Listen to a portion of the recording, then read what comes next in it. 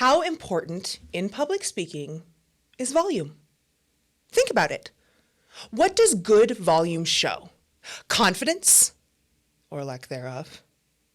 How many times have you been in a presentation or a meeting and you've watched that speaker get into a monotone tone and just go through the information because it's what they're supposed to do?